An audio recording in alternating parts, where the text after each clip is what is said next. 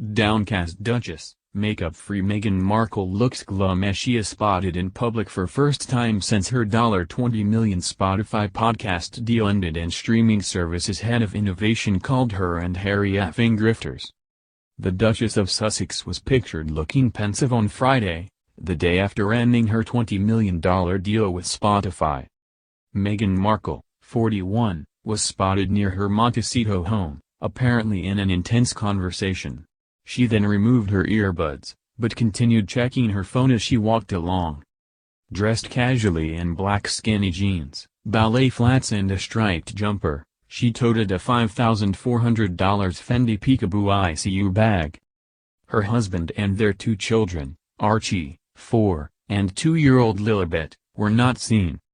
The decision not to embark on a second series of the 13-episode podcast Archetypes, which was #1 on Spotify's rankings when it debuted, was seen by some as an admission of failure.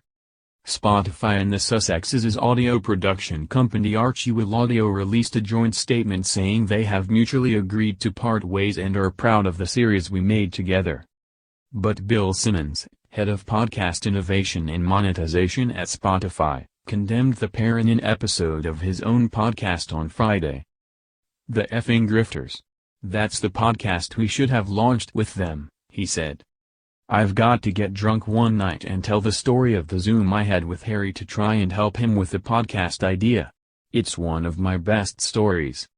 Simmons, a sports writer, founded sports and pop culture website and podcast network The Ringer, and sold it to Spotify in 2020 for $200 million. He then joined Spotify, and has long been critical of the couple. Last January, he blasted Prince Harry, saying it was embarrassing to be affiliated with the same company.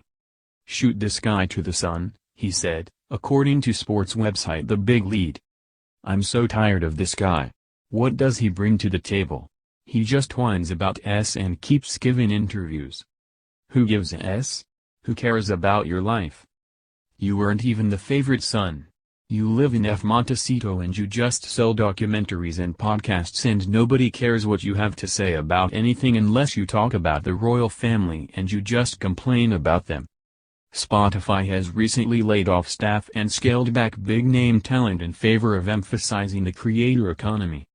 The loss of the Spotify contract will deal a blow to the Sussexes' finances. Their sprawling Tuscan style estate in Montecito, bought in June 2020 for $14.7 million, is believed to have a significant mortgage. Annual property taxes alone cost $144,427 and there is staffing and maintenance on top. But the talent agency that recently signed Meghan, WME, told the Wall Street Journal that she was still hoping to find new outlets for her work. The team behind Archetypes remain proud of the podcast they created at Spotify, a spokesman said. Meghan is continuing to develop more content for the Archetypes audience on another platform. There are also suggestions that Meghan could soon look to bring back her wellness and lifestyle blog The Tig, in a bid to rival Gwyneth Paltrow's Goop website, which is reportedly worth $250 million. Since officially leaving the royal family and moving to California in 2020, the Duke and Duchess have pursued a number of different avenues to bring in revenue. This includes Prince Harry's bombshell memoir Spare, which he created as part of a $20 million deal with Penguin Books.